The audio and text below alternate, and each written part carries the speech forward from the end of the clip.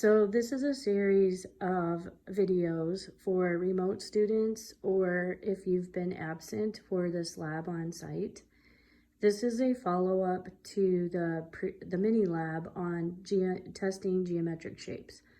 So on the first lab, you were to make a triangle and a square out of 7 segments. So 3 sides would be a triangle, 4 sides would be a square.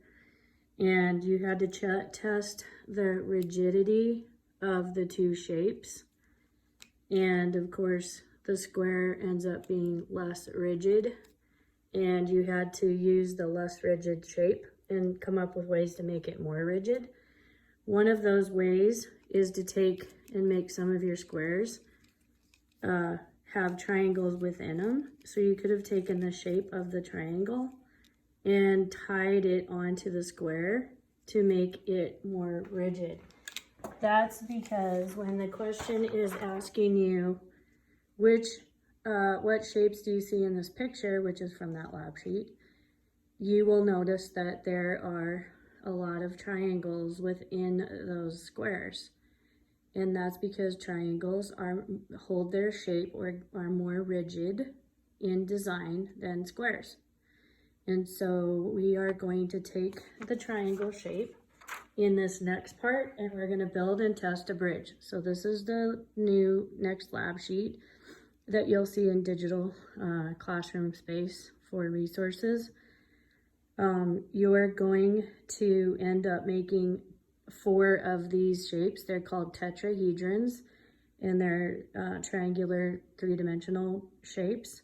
With those tetrahedrons, we're going to end up making these be our supports or our pillars for a bridge deck that if you are remote and at home, you will have to build a cardboard deck for your tetrahedrons.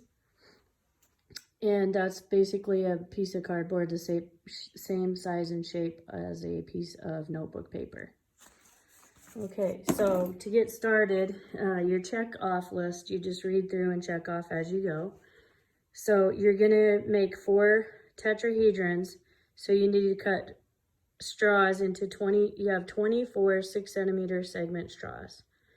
So if you're making 4 tetrahedrons, that means 24 divided by 4 tetrahedrons is 6 pieces per tetrahedron. So if you're on site, you're only making 1 to bring to class next week. If you are totally remote, you're going to have to build all 4 tetrahedrons, which means you need 12 straws because each straw cuts 3 6-centimeter segments.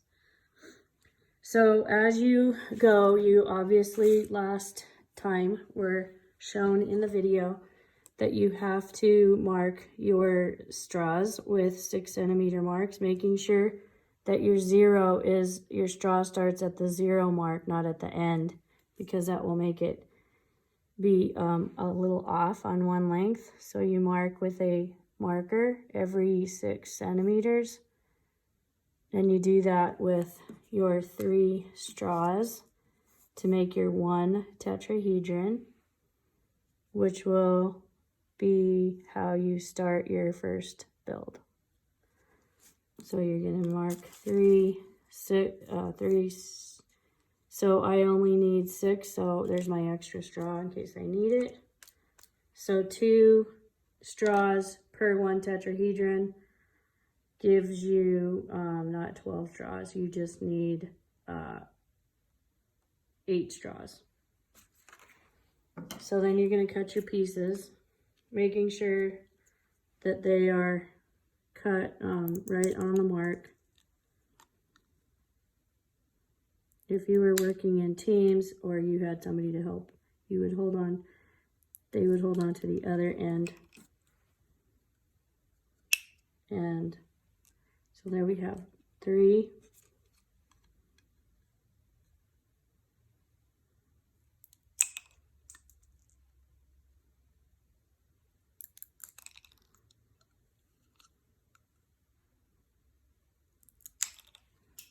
Okay, so there's my 6 6-centimeter straws. And you will then take your 1 meter length string, and if you're at home trying to come up with supplies for string, the best kind that you want is something durable, like cotton string. You can get that at Albertsons. If you have, it can't be something that you can pull and break easily. So if you have other kind of string that's actually is durable, you can use that. But don't use thin twine, or don't use thread from a bobber like for sewing. That's too thin and weak. Use you could use fishing line if you had to, but your results might be a little bit different, but it's still durable. So you're gonna, the directions say so as you get through your steps, you're gonna mark what you did. So now it says step 3, thread 3 segments through the 3 segments of straw onto your string.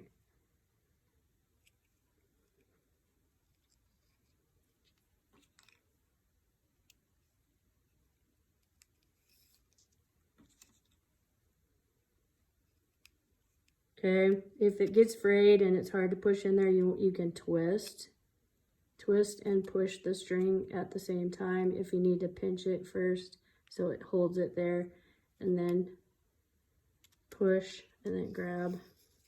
There's 2.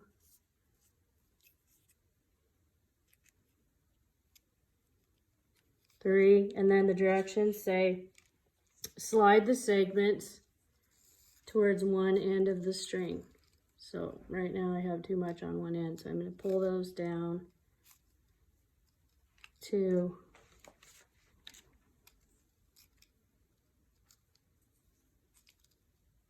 4. Make sure you count right. So you're going to take, you have about 1 inch of string on one end, then your straws, you bring it together. You probably, if you can, have someone hold the two ends of the triangle together, making sure they're tight, all of them are tight on each corner. And then you tie it in a knot. So you're gonna, keeping the string tight.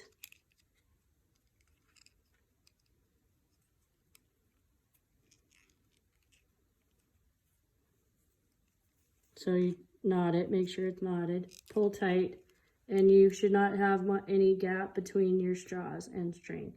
That's part 1 of step 3. Then slide the segments towards one end, did it, double knot, did it.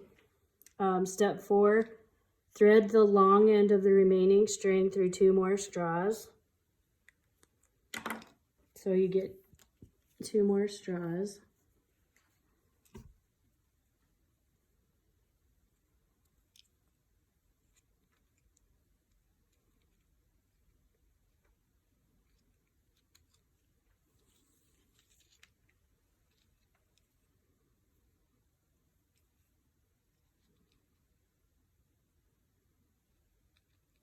See how it's starting to fray? You can twist and push, twist and push.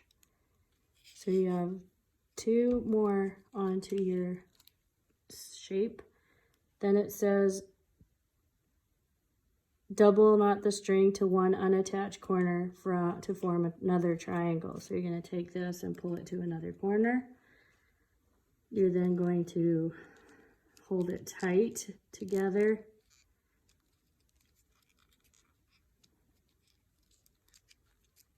If you need somebody to hold these triangles for you, you're going to bring it to a knot.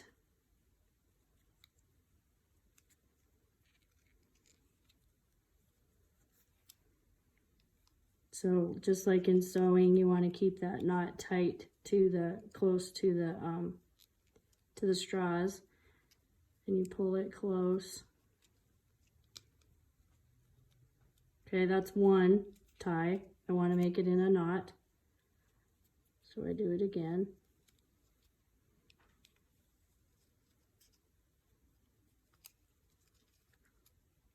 So now I have these two together.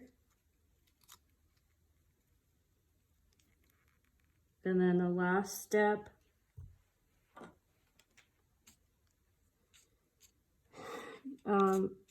cut off the remaining string, leaving at least 1 centimeter after the knot.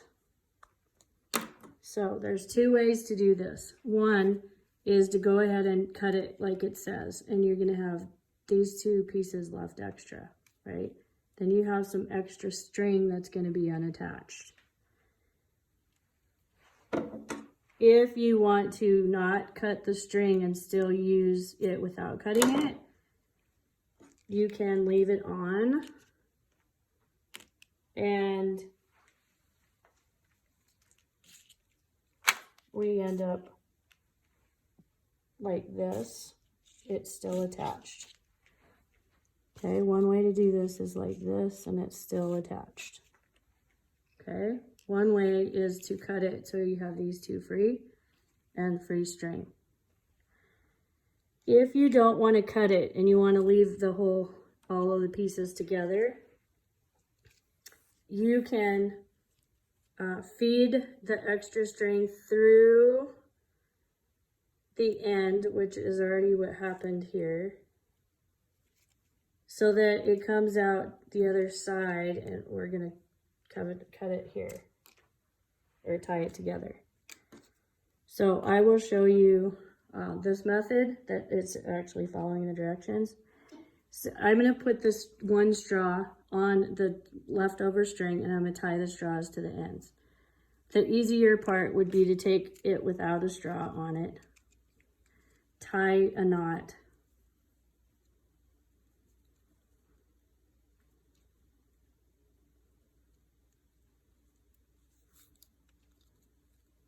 that's not a knot yet, try to do it twice so it holds.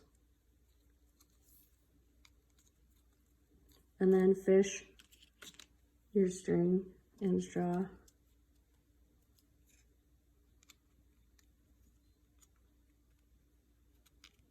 Together. There you have your other side that you're going to come together and attach your last one to form your tetrahedron. So you're going to pull that through with a knot.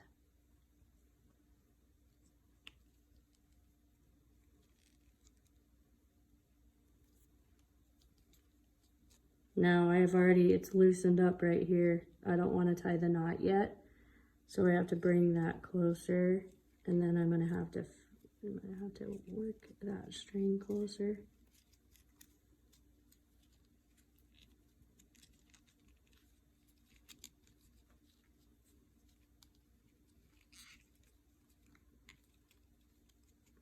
Again, you can have someone hold this if this looks too hard, which I've done enough of these. It's pretty easy to get it tight. But I want to do that twice to get a knot in it.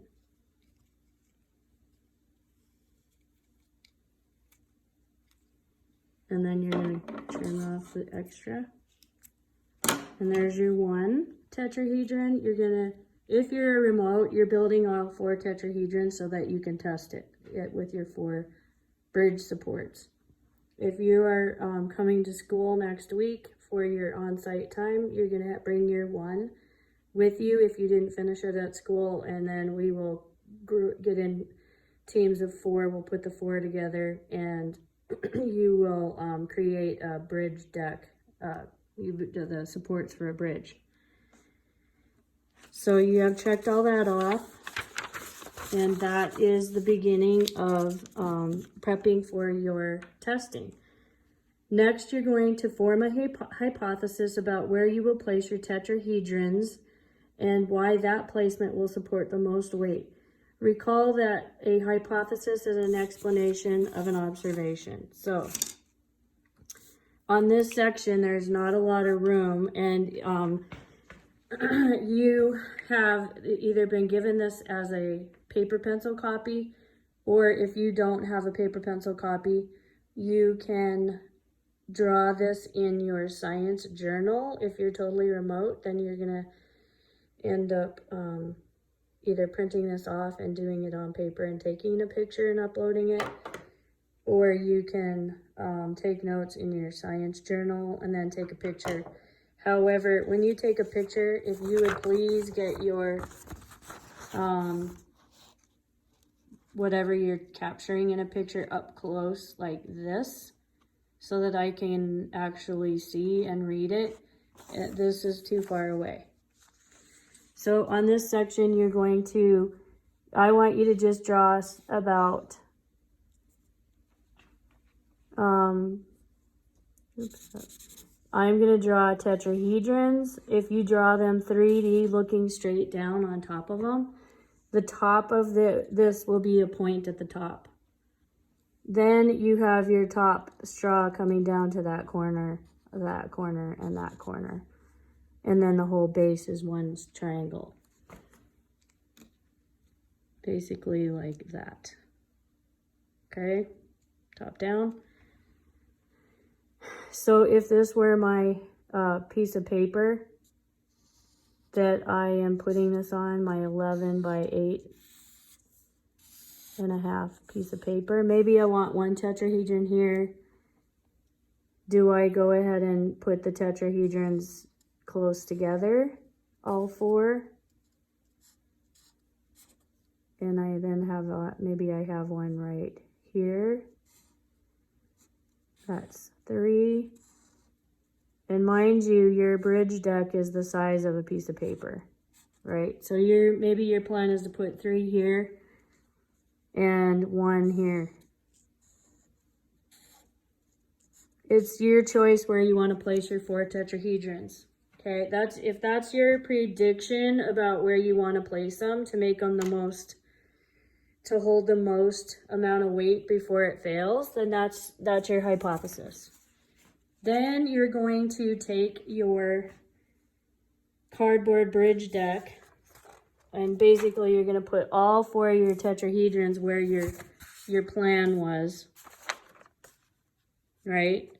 And you're going to place those where your plan said you were going to have them. And you're paying attention to what corner or side of your tetrahedron is parallel or not to your edge of your paper. I know a lot of people like to try to put them in the corner, but they don't line up on 90 degrees because it's not that size type of triangle. And so you have to decide where you're going to put that.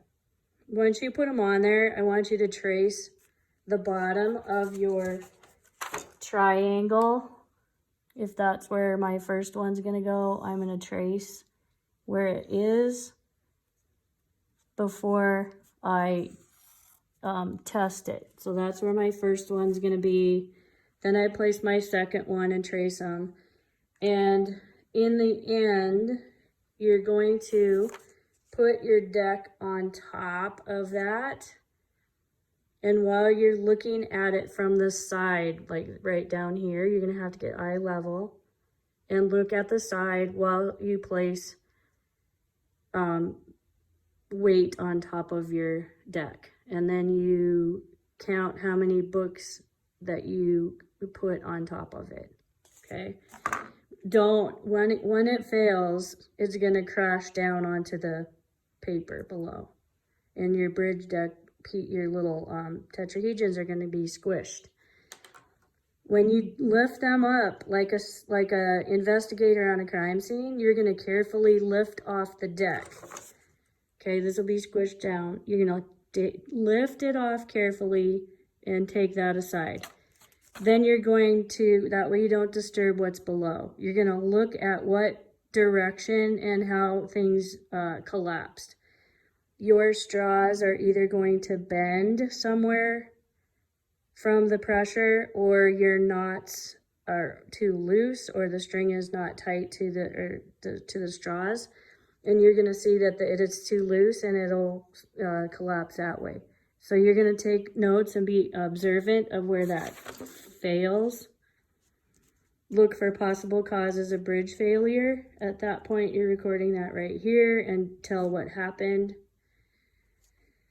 And then it goes through lab tips and how to make sure you double knot and tie it tight, etc. When you go to the analyze and conclude section, you're going to analyze whether your hypothesis was supported. And at that point, you're going to wait for Mrs. Chapman to put up the class data. So I will show remote students a picture of the board, the chalkboard at school, because everybody in classes, we're going to document by picture diagram on the board of everybody's outcomes. And so you're going to be able to compare your bridge deck results, how many books were supported on your bridge deck compared to whether or not other people's were. I may have skipped a part.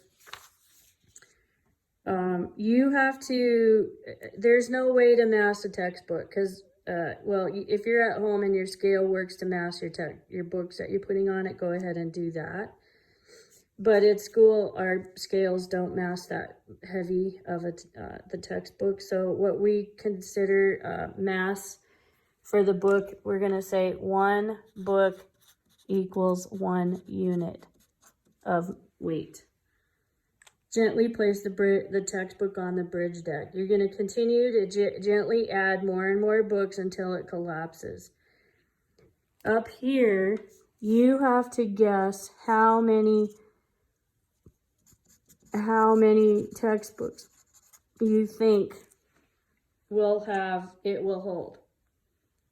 Okay, and I realize you guys at home remotely don't have the same mass of textbooks, but you can collect the data anyway and let us know what your mass of your book is. Might be pounds. We can change it to something that is equivalent to our books here. And then we will look for the data and how to compare it.